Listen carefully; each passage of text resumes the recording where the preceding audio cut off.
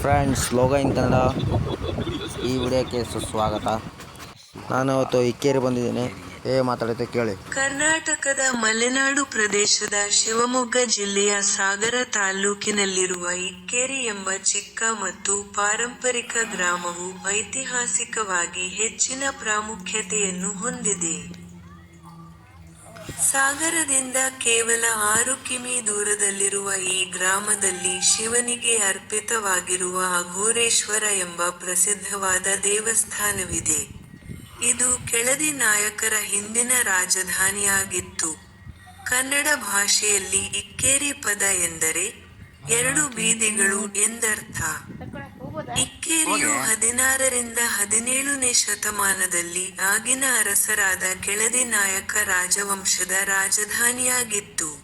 ಅಘೋರೇಶ್ವರ ಎಂದು ಕರೆಯಲ್ಪಡುವ ಈ ಪುರಾತನ ಪರಂಪರೆಯ ದೇವಾಲಯವು ನಿರ್ಮಾಣಗೊಂಡ ಹಲವು ವರ್ಷಗಳ ನಂತರವೂ ಅದರ ವೈಭವದ ಗತಕಾಲದ ಬಗ್ಗೆ ಸಾಕಷ್ಟು ಹೇಳುತ್ತದೆ. ಹೇರಳವಾಗಿ ಲಭ್ಯವಿರುವ ಜನಪ್ರಿಯ ಕಲ್ಲಿನ ಗ್ರಾನೈಟ್ನಿಂದ ನಿರ್ಮಿಸಲಾದ ಈ 16ನೇ ಶತಮಾನದ ದೇವಾಲಯವು ವಿಜಯನಗರ ಮತ್ತು ದ್ರಾವಿಡ ಶೈಲಿಯ ವಾಸ್ತುಶಿಲ್ಪದ ವಿಶಿಷ್ಟ ಮಿಶ್ರಣವಾಗಿದೆ. ಇಲ್ಲಿ ಪಾರ್ವತಿ, ಅಘೋರೇಶ್ವರ, ನಂದಿ 3 ದೇವಾಲಯಗಳಿವೆ. ಭಗವಾನ್ ಶಿವನನ್ನು ಮುಖ್ಯ ದ್ವಾರದಲ್ಲಿ 2 ಆನೆಗಳೊಂದಿಗೆ ಮುಖ್ಯ ಸಭಾಂಗಣ ಅಥವಾ ಗರ್ಭಗೃಹದಲ್ಲಿ ಪ್ರತಿಷ್ಠಾಪಿಸಲಾಗಿದೆ. ಈ ದೇವಾಲಯವು ಶಕ್ತಿಪೀಠಗಳು ಎಂದು ಕರೆಯಲ್ಪಡುವ 32 ಸ್ತ್ರೀ ದೇವತೆಗಳಿಂದ ಸುತ್ತುವರಿದಿದೆ. ಈ ಶಕ್ತಿಪೀಠಗಳು ದುರ್ಗಾದೇವಿಯ ರೂಪಗಳಾಗಿವೆ. ಇತರ ಅನೇಕ ದೇವಾಲಯಗಳಂತೆ ಇಲ್ಲಿಯೂ ಸಹ ನೀವು ಗಣೇಶನ ಪ್ರತಿಮೆಯನ್ನು ಕಾಣಬಹುದು. ಇಕ್ಕೇರಿ ದೇವಸ್ಥಾನದಲ್ಲಿ ನಂದಿ ಇಕ್ಕೇರಿ ದೇವಸ್ಥಾನವು ಅಘೋರೇಶ್ವರ ದೇವಸ್ಥಾನ ಎಂದು ಪ್ರಸಿದ್ಧವಾಗಿದೆ. ಈ ದೇವಾಲಯಗಳು ಅತ್ಯುತ್ತಮವಾದ ಕರಕುಶಲತೆ ಮತ್ತು ವಾಸ್ತುಶಿಲ್ಪದ ಪರಿಪೂರ್ಣತೆಗೆ ಸಾಕ್ಷಿಯಾಗಿದೆ. ಪ್ರವಾಸಿಗರು ಈ ದೇವಾಲಯಗಳಿಗೆ ಭೇಟಿ ನೀಡಲೇಬೇಕು. ಇಕ್ಕೇರಿ ದೇವಸ್ಥಾನದಲ್ಲಿರುವ ಶಿವಲಿಂಗವು ಸ್ವಯಂಉದ್ಭವವಾದ ಲಿಂಗವಾಗಿದೆ.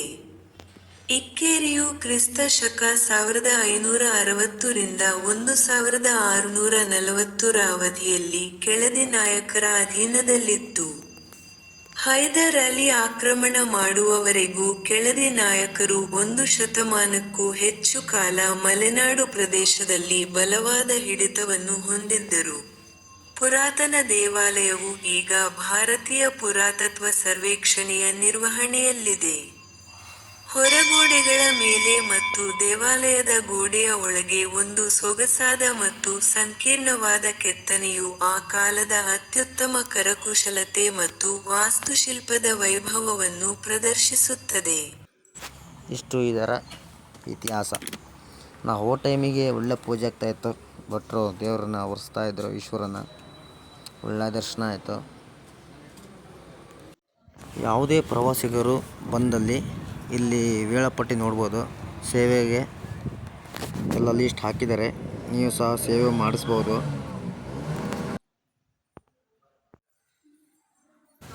ಇಲ್ಲಿ ಅಕ್ಕಪಕ್ಕದಲ್ಲಿ ದುರ್ಗಾದೇವಿ ಸ್ಟ್ಯಾಚು ಇದೆ ಚಿಕ್ಕದಾಗಿ. ಅದರ ಪಕ್ಕದಲ್ಲಿ ಕಾಲಭೈರವ, ಅದರ ಪಕ್ಕದಲ್ಲಿ ಬರುವುದು ಗಣಪ. ಇದು ತುಂಬ ನೋಡ್ಲಿಕ್ಕೆ ಚೆನ್ನಾಗಿದೆ, ದೊಡ್ಡದಾಗಿದೆ.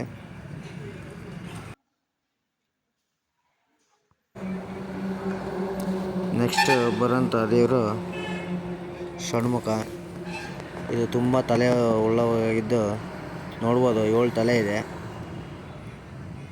ತುಂಬ ಸುಂದರವಾದಂಥ ಕೆತ್ತನೆ ಮಾಡಿರುವಂಥದ್ದು ನೋಡ್ತಾ ಇರ್ಬೋದು ಸ್ನೇಹಿತರೆ. ಪುರಾತನವಾದಂಥ ಈ ದೇವಸ್ಥಾನ, ಇದು ಬಂಡೇಶ್ವರಿ ಅಂತ ದೇವರು. ನೀವು ಎಕ್ಸಿಟ್ ಆಗೋ ಜಾಗದಲ್ಲಿದೆ ಚಿಕ್ಕದಾಗಿ.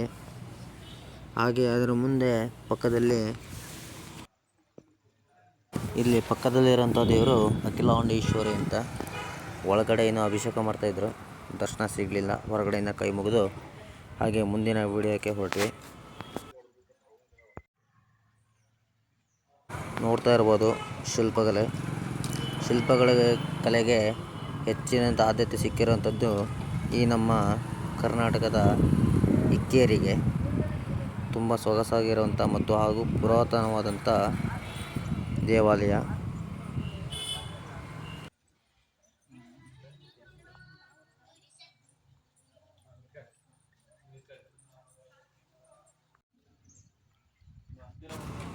ಕಣ್ಣಿಗೆ ತಂಪು ನೀಡುವ ಹಾಗೆ ಕೆತ್ತನೆ ಮಾಡಿರುವಂಥ ಶಿಲ್ಪಕಲೆಗಳು. ಇಲ್ಲಿ ಶಿವನ ಅಭಿಷೇಕ ಮಾಡಿರುವಂಥ ನೀರು ಬೀಳ್ತಾ ಇದೆ. ಇದು ಗಾರ್ಡನ್. ಈಗ ಈ ಗಾರ್ಡನ್ನು ಮಳೆಗೆ ತುಂಬ ಹಚ್ಚರಾಗಿ ಕಾಣ್ತಾ ಇದೆ. ಇಲ್ಲಿ ಮತ್ತೆ ಶಿಲ್ಪಕಲೆ ನೋಡ್ಬೋದು. ಈ ಶಿಲ್ಪ ಕೆತ್ತನೆ ಆಲ್ಮೋಸ್ಟ್ ಎಲ್ಲ ಅಳಿಸೋದಂಗಾಗಿದೆ. ತುಂಬ ಕ್ಲೀನಾಗಿ ಕಾಣಲ್ಲ. ಇಲ್ಲಿ ಪಕ್ಕದಲ್ಲಿ ತುಳಸಿ ಕಟ್ಟೆ ತುಂಬ ದೊಡ್ಡದಾಗಿದೆ. ಎರಡು ಪಲ್ಲಿಗಳು ಹಾಗೂ ಚೇಳು ಇರುವಂತಹ ಒಂದು ಕೆತ್ತನೆ ಇದೆ. ಇದೇನಾದ್ರು ಕೂಡಿದರೆ ಪ್ರಳಯ ಆಗುತ್ತೆ ಅನ್ನೋದೊಂದು ಸೂಚನೆ ಇದೆ. ನೋಡಿ ಫ್ರೆಂಡ್ಸ್, ಇವೆರಡು ಕೂಡಿದರೆ ಪ್ರಳಯ ಅದು ಸಿದ್ಧ. ಇಲ್ಲಿ ಗೆರೆ ಹೊಡೆದಾರದ, ಇದು ಮತ್ತೊಂದು ಗೆರೆ ಹೊಡೆದಾರ. ಇಲ್ಲಿ ಎರಡು ಪಲ್ಲಿ ಕೂಡಿದರೆ ಮತ್ತು ಇನ್ನೊಂದು ದೇವಸ್ಥಾನದಲ್ಲಿ ಹಂಗೆ ಐತೆ. ಎರಡು ಕೂಡಿಲ್ಲ. ಇದನ್ನ ನೋಡಿ, ಇದೊಂದು ಅದ್ಭುತವಾದಂಥ ನೋಟ. ಕ್ಲಾರಿಟಿ ಸ್ವಲ್ಪ ಕಮ್ಮಿ ಇದೆ, ಬೇಜಾರು ಮಾಡ್ಕೋಬೇಡಿ. ಎಲ್ಲ ಮೊಬೈಲಲ್ಲಿ ತೆಗಿತಾರೆ ಇದ್ರಿಂದ, ಹಾಗಾಗಿ ಏನಾದರೂ ಕ್ಷಮಿಸ್ಬಿಡಿ. ಈಗ ನೋಡ್ತಾ ಇರೋದು ಭಾರತೀಯ ಪುರಾತತ್ವ ಸರ್ವೇಕ್ಷಣ ಅವರು ನೋಟಿಫಿಕೇಷನ್ ಹಾಕಿದ್ದಾರೆ. ಯಾವುದೇ ರೀತಿಯಿಂದಲೂ ಇದನ್ನು ಡ್ಯಾಮೇಜ್ ಮಾಡಿದಲ್ಲಿ ಹಾಗೂ ಇದರ ಏನಾದರೂ ಸ್ಥಳಾಂತರಗೊಳಿಸಿದಲ್ಲಿ 1 ಲಕ್ಷ ರೂಪಾಯಿ ದಂಡ ಹಾಕ್ತಾರಂತೆ ಹಾಗೂ ಜೈಲಿಗೆ ಸಹ ಕಳಿಸ್ತಾರಂತೆ.